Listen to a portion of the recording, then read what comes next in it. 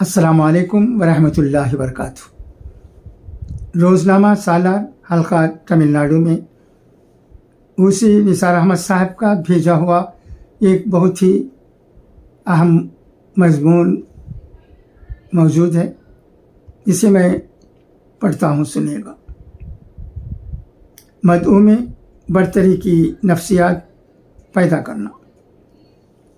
مثل اندرا گاندھی کو ہندوستان کے الیکشن 1977 میں مکمل شکست ہوئی تھی۔ اس کے بعد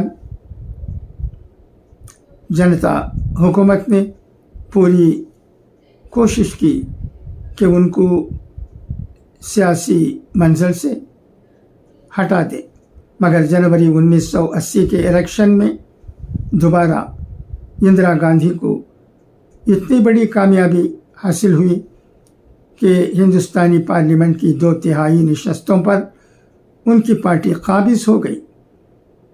اس واقعے پر تبصرہ کرتے ہوئے ہندوستان ٹائمز 8 جنوری 1980 لکھا ہے، ملک اپنی جمہوریت پر فخر کر سکتا ہے جس نے اندرا کے لیے اس حیران کن واپسی کو ممکن بنایا۔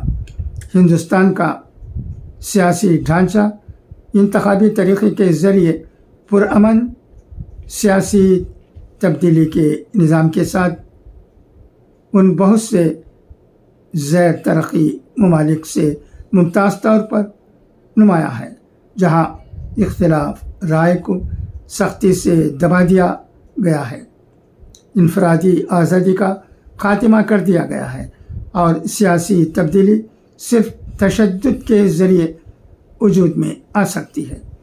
اس عبارت میں واضح طور پر ایران اور پاکستان جیسے ملکوں کی طرف اشارہ ہے۔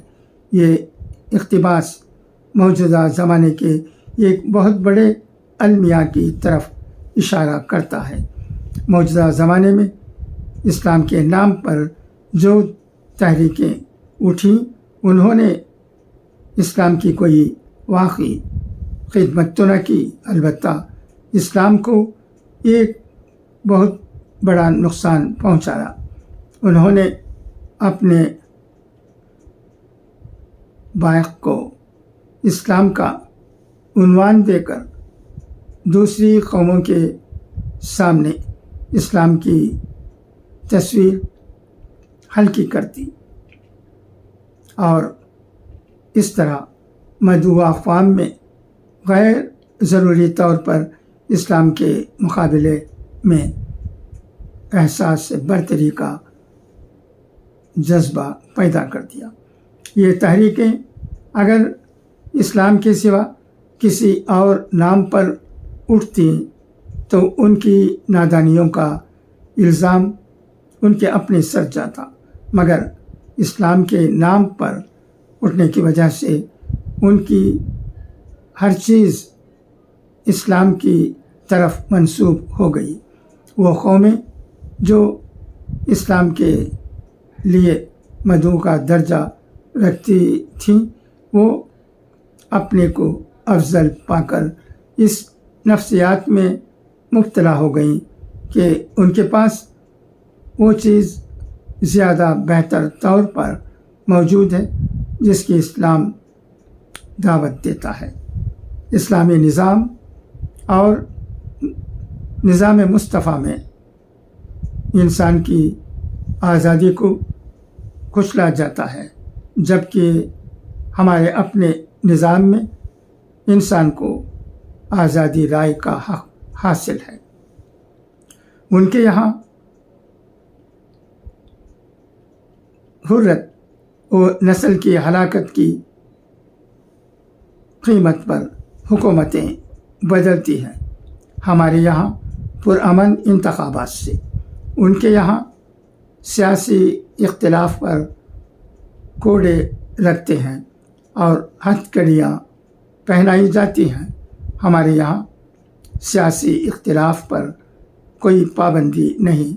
ان کے یہاں کسی مجرم کو سزا دینے کے لیے نہ گواہی شہادت کی ضرورت ہے اور نہ قانون کے تقاضے پورے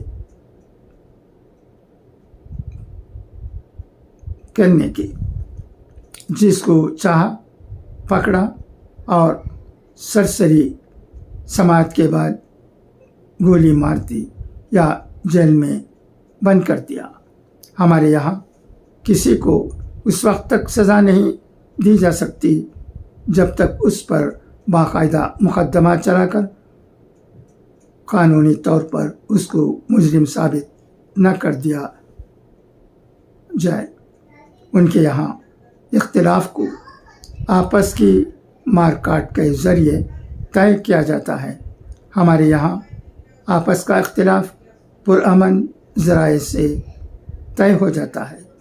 مسلمان اپنی نالائقی کی بنا پر موجودہ دنیا میں دوسرے درجے کی قوم بن چکے تھے۔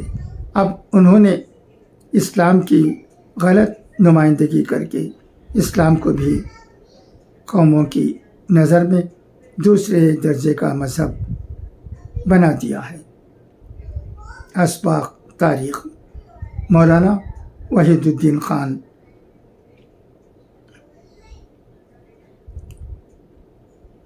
اچھا، تو اب اجازت، انشاءاللہ پھر ملاقات ہوگی۔ خدا حافظ، فی امان اللہ۔